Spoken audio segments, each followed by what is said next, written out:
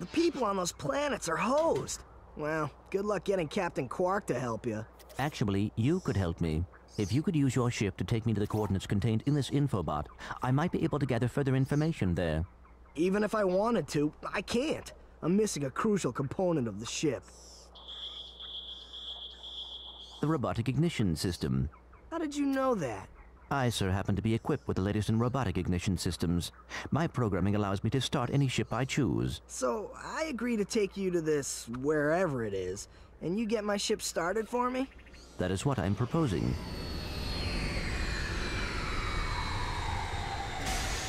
Deal.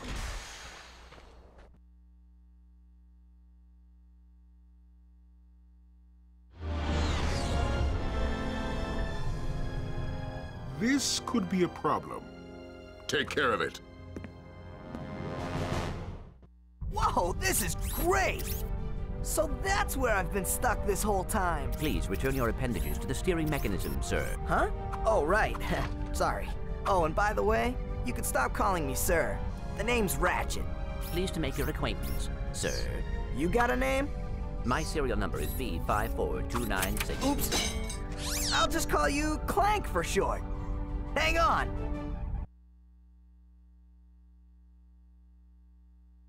So you see, it would be most beneficial if your citizens were not in the city when my workers begin removing it. Preposterous! I will not stand for this. Unfortunately, you have no choice in the matter.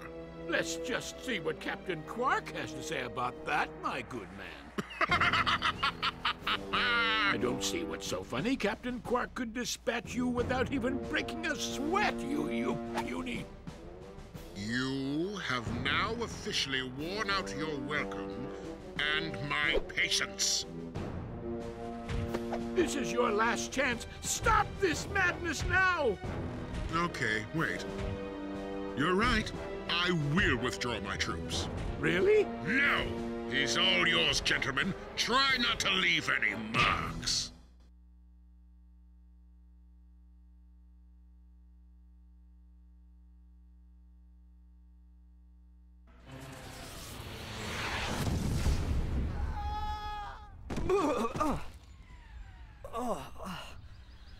Clank?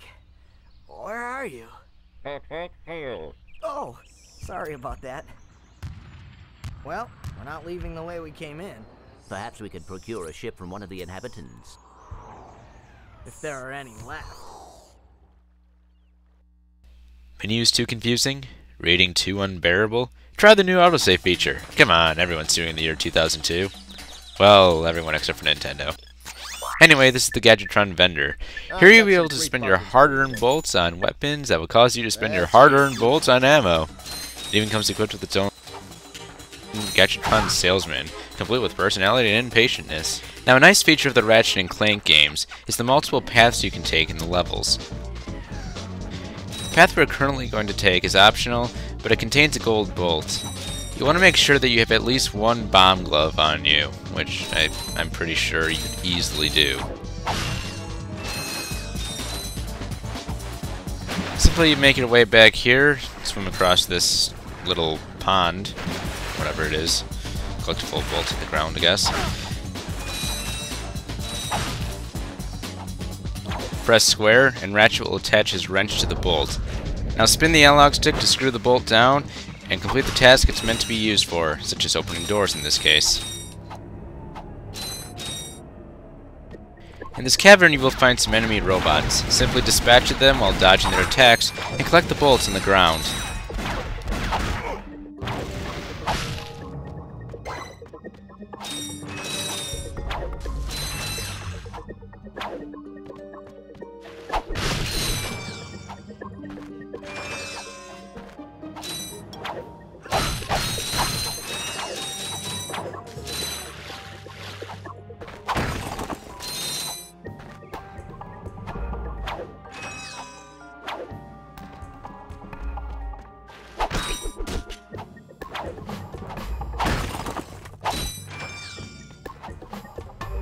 After you're done looting the place, dive into the pool of water and rise up.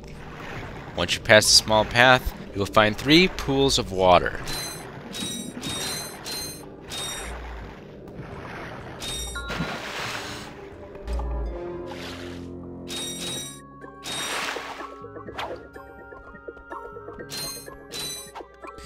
As you walk around the path, you'll find some bolts and crates.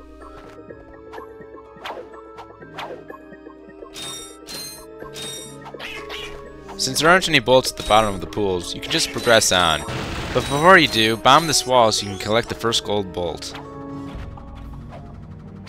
And in this room, there are some crates. Crates equals bolts.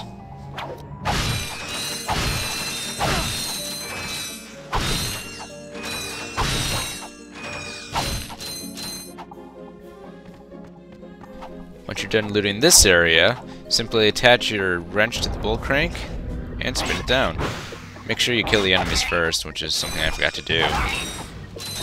If an enemy were to hit you during a bolt crank, you would have to redo the bolt crank from the beginning.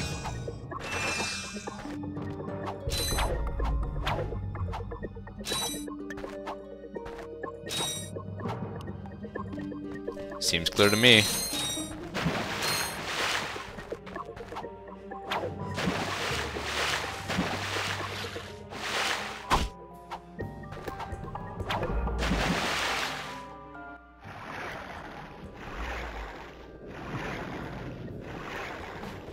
And as you rise up from your swimming experience, you will find yourself at the beginning of the level again.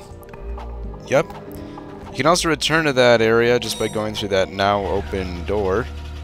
But for now, we're going to take the path down here so that we can actually reach the next destination. This path contains a lot of enemies and crates, so it's kind of wide open too. So it might be a little bit challenging to get all the, or I guess more time consuming to get everything if you want all the bolts. Make sure to take notice of that river to the right of Ratchet and Clank for future reference. Basically, there's a current, and if I know currents, you can't swim against them easily. At least, that's what I'm guessing.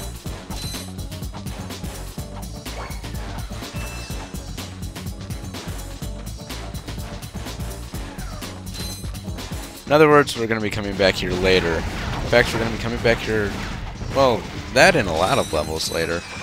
So, make sure you know when you need to use a weapon for a skill point or a gold bolt.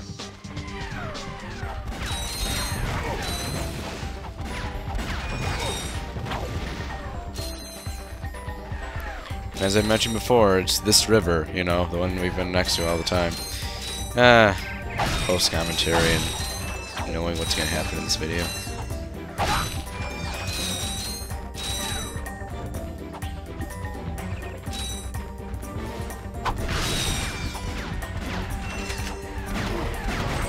Guess that nanotech came in handy.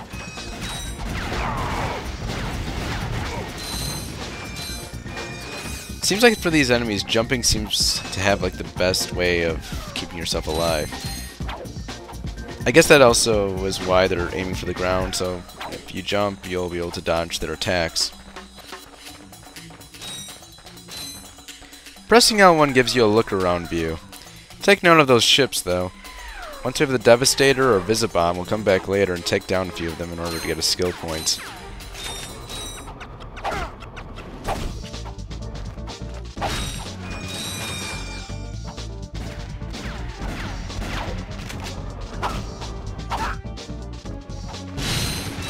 Now remember, doing a Hyper Strike will give you double the damage of a normal wrench swing. It's also your most powerful wrench attack, hence why it gives you double damage.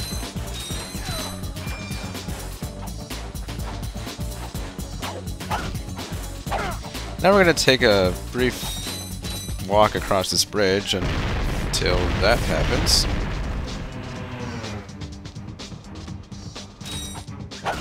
Oh great, more enemies. Now here's a tip for taking out enemies at a further distance. If you use a Comet Strike, which is when you throw your wrench, you know, by pressing R1, then square, you'll be able to throw your wrench and have a nice distance. But remember, throwing your wrench is equivalent to doing half the damage of a normal wrench swing, so keep that in mind. Sometimes you can hit an enemy twice, though. And for small enemies, a Comet Strike is just enough for them. And of course something like a box or so is just going to take whatever you can to hit it. But enough about damage and how much you deal. Of course, if you notice there's only 4 hits that Ratchet can take, that pretty much means any hits of any kind. There aren't any enemies that can do 2 hits or 3 hits on Ratchet. There's only 1 hit that they can actually do. So you really shouldn't have to worry about getting hit by bigger enemies. I mean, besides the fact that you got hit. Now just defeat these 3 yellow robots here in order to defeat the chairman of this planet. This concludes the second part of Ratchet & Clank, and in the next part, we'll be continuing our investigation of Planet Novalis. Don't hurt me. Don't hurt me. Oh, what are you? Mercenaries? Torturers? Assassins? I'll tell you anything. Here, take my infobot. It's all I've got left. Sir, we're not assassins. Hold on. Let's see what he's got.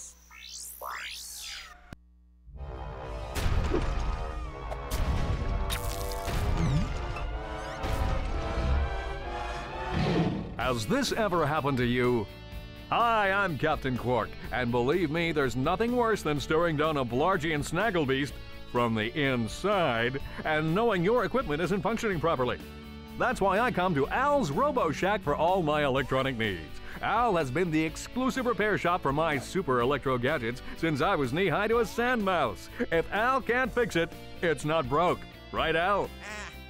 You said it, pal. So if you're fighting crime, or just fighting grime, come to Al's Robo Shack in Metropolis for all your robotic repairs. Al's Robo Shack, it's Quarktastic!